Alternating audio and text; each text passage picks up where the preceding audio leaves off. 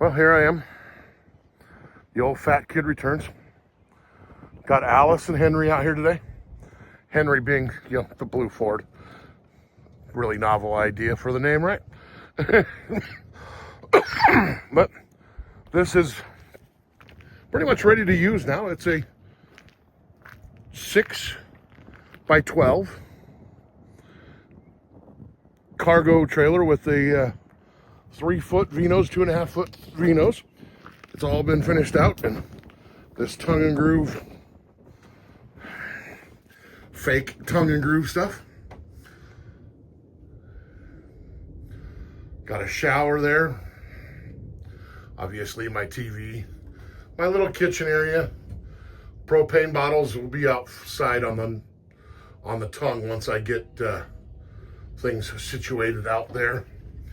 I got a queen size Murphy bed here. I gotta get longer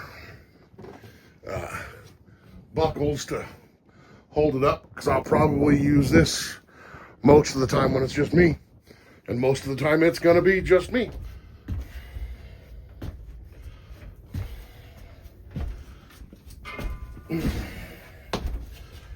Again, the shower slash storage area for travel. And then I'm gonna put something up here to hold everything in place. This is gonna be all my pots and pans and dishes. I've got what do you call it here? A knife holder that I'm gonna end up using. Magnetic knife holder I'll probably put over here. Put silverware and all the, probably hang it up there, put silverware and knives and stuff on. I did add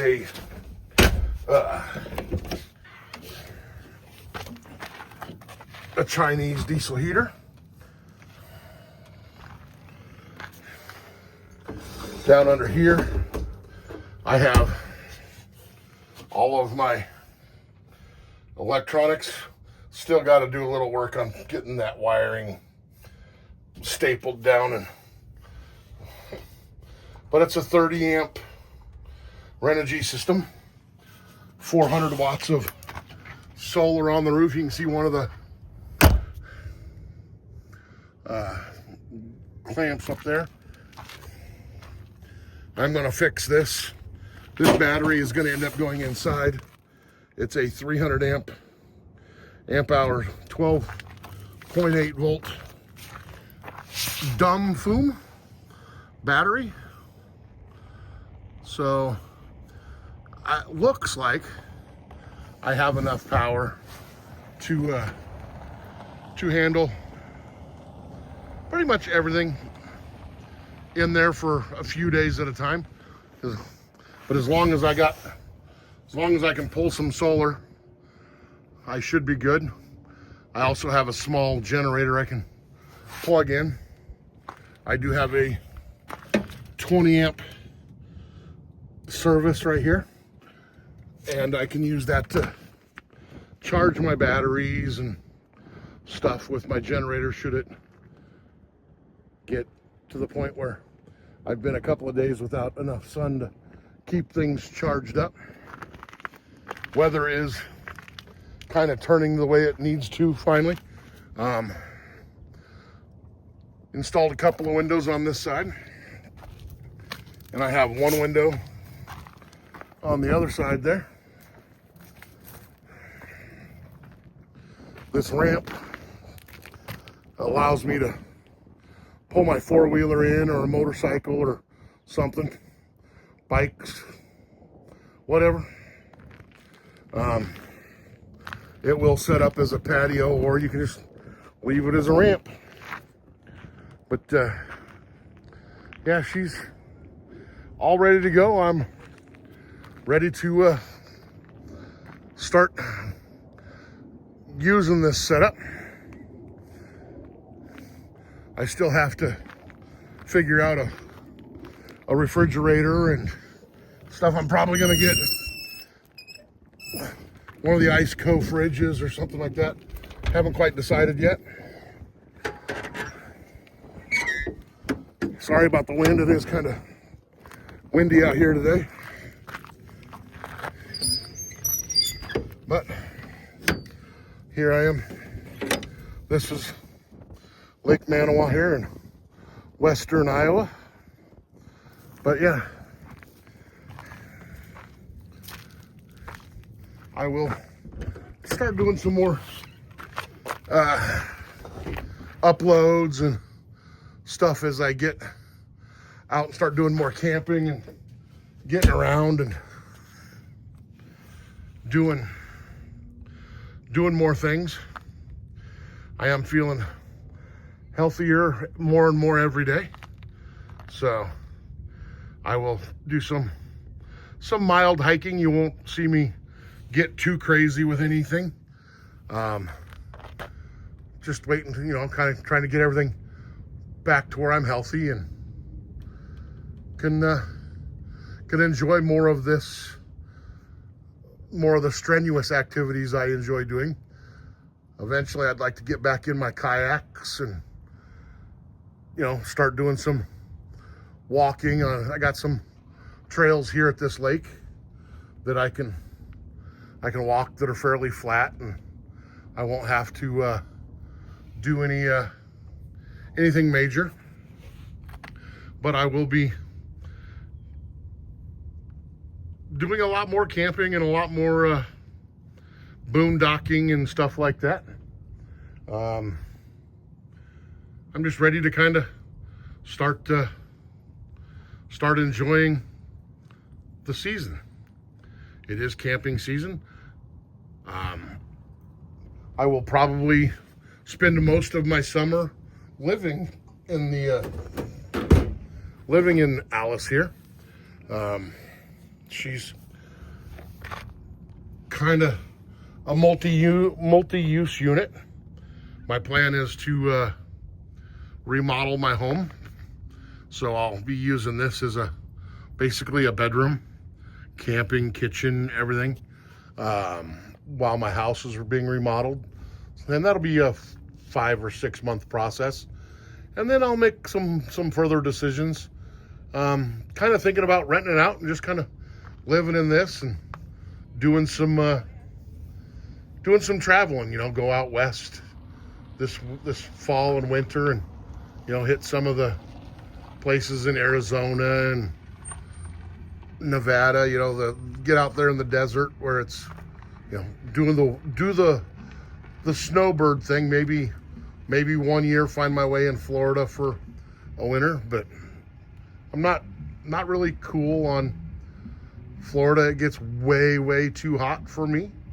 I'm not I would like to be the guy that says that I could chase 80 degrees. I would love to be able to just chase temperatures, where I have 50, 60 degrees at night and 75 to 90 during the day. Those would be perfect numbers.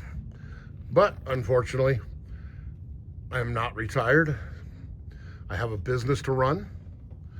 And not to mention, I enjoy going to work every day with my son. I work every day with my son. We own a car detail shop. So we do a lot of detailing and do a lot of PPF and window tint and just general maintenance on vehicles, keeping them looking nicer longer.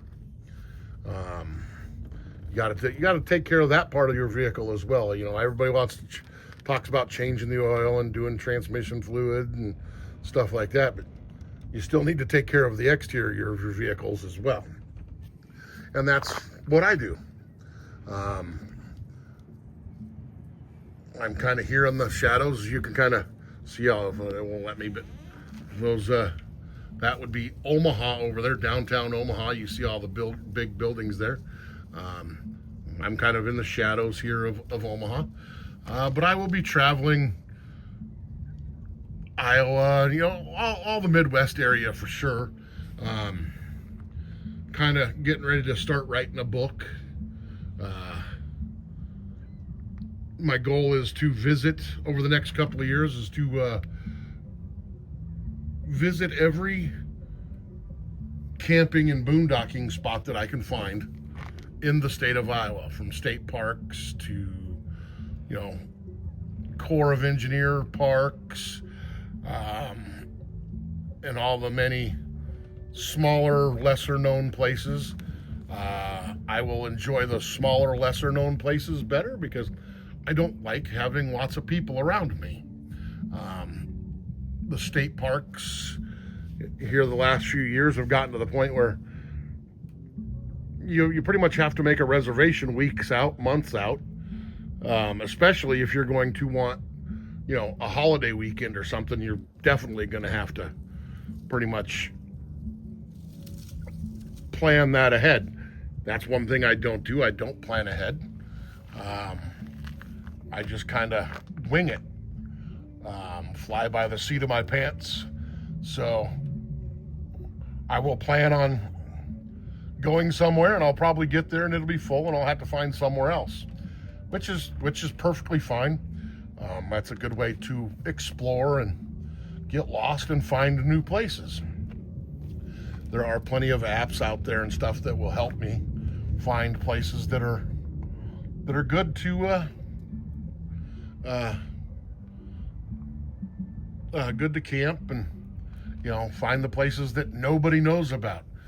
We got a lot of beautiful places here in Iowa, Nebraska, Minnesota, Missouri. Those are the places I've done most of my camping. I've spent a fair bit of time in some state parks, or in some national parks out west. I just don't get to make it out to those very often.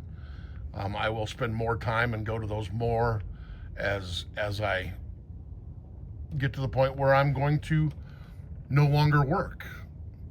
But I still have at least a couple more years before I can kind of just decide to retire and call it good. So I'm just trying to enjoy life, take things slower. I spent most of my career in the railroad industry. Spent 20 years on call and missing birthdays and Christmases and holidays and doing all that stuff. So now I'm just kind of wanting to enjoy spending time with my children and my grandchildren, and just getting by is all I want to do. I don't need to chase a bunch of money for no reason. Don't get me wrong, having money is nice, but at some point in time you have to balance what you're balance what you want to do versus what you need to do or what your obligations are. My kids are grown, so I don't have that obligation anymore.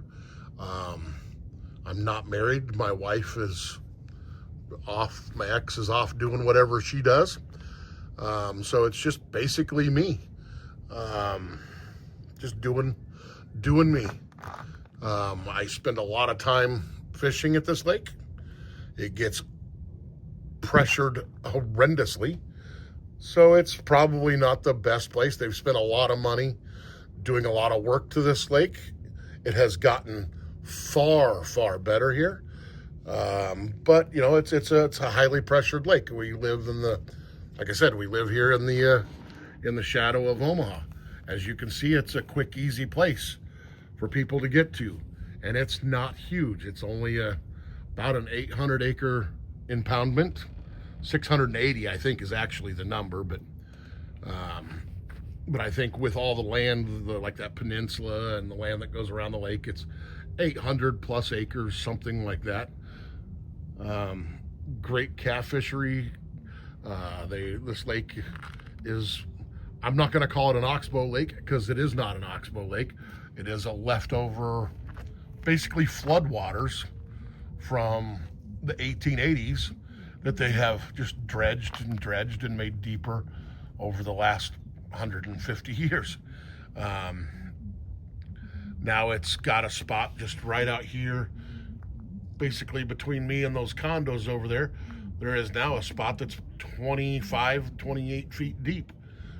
Growing up in this town, this lake was never more than 6 feet, basically just deep enough to go out here, run a boat, and do some skiing. Fishing wasn't horrible, but the fishing is getting better. Walleye are coming alive in this lake now that the water clarity has gotten better. Unfortunately, with the better water quality comes the lily pads. We have a couple of large areas of lily pads that they need to get under control. But like I said, it's a nice place. Like I said, I just wish there wasn't a million people that lived within 20 miles of this place. It could be a lot better. But unfortunately, when you only have 5 or 6 impoundments within a short drive, and this is only one of a couple that you can ski and tube and stuff like that on. The others are just little, more like fishing impoundments or flood control impoundments more than anything, where they're, no motor or no wake lakes, basically fishing properties, which there's plenty of need for those too. So they get their fair share of people as well. Unfortunately, on a Saturday out here, it gets crazy. You'll have, God, I would say it's easy 150 boats out here trying to pull skiers, and right over here on the other side of that sign that you see where that truck is coming, there's a big kind of shallow sandbar area there where 20 or 30 boats will pull up and they'll anchor in there. It's like 3 feet deep in there, and it's a nice sandy beachy bottom, so you get out and you swim and drink beer or do whatever it is people do over there.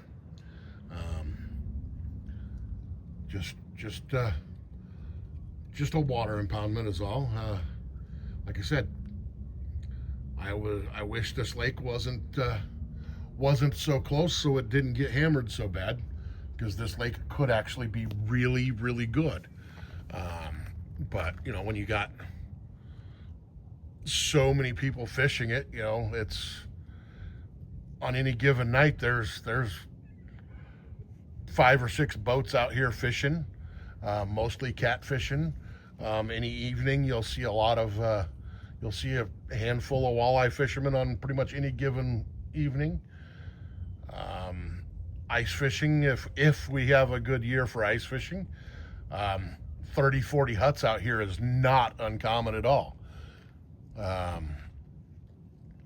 This year ice fishing was kind of a dud. We had maybe 5 weeks of winter total. We got really cold for about a week while I was on vacation in Death Valley, Arizona.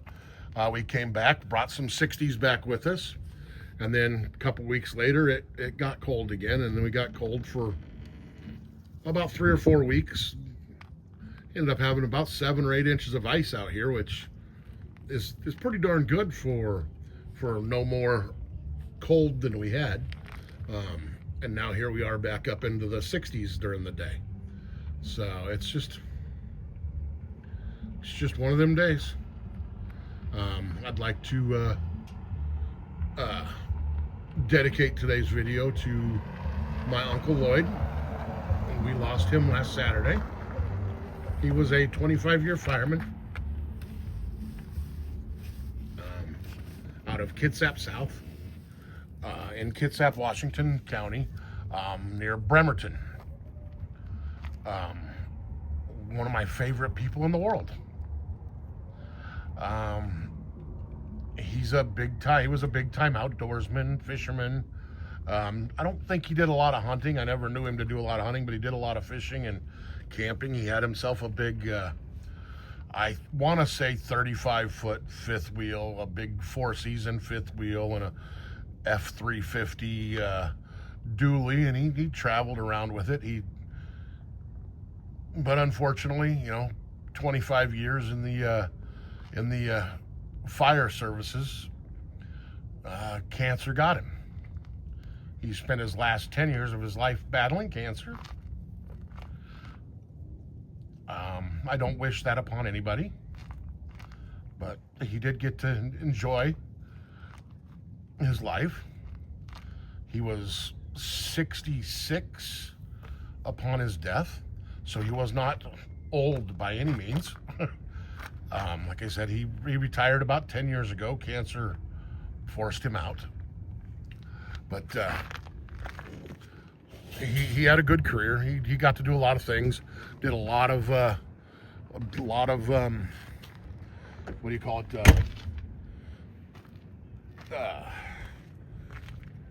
Firework in the mountainous areas. Doing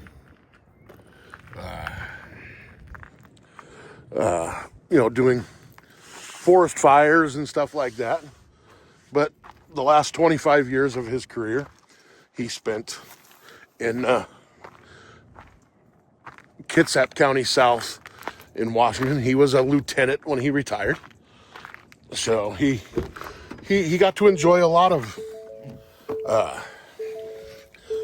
his job, and he enjoyed it a lot. I remember as a kid going out and seeing him when he was doing fires out west, doing forest fires and stuff before he landed his full-time gig out west. Most firemen start out in the doing stump jumping and stuff like that, and then they usually try to work their way into a department somewhere and get a full-time non-seasonal gig, either in the Forest Service or in one of the cities. He just happened to be in the Seattle area and was able to land himself in a job in the Bremerton, Washington area. Like I said, Kitsap County South. He was well liked by everybody. Unfortunately, life is cruel, evil, and that's what we get stuck with. Something's going to kill us. I mean, only two things we're guaranteed in life: taxes and death. And I've paid enough taxes, but I'm not ready to die yet. So I'm just, like I said, it's just been a long week. I'm ready to get back to doing what I do and enjoying life again. I appreciate it. Thank you much. Have a great day.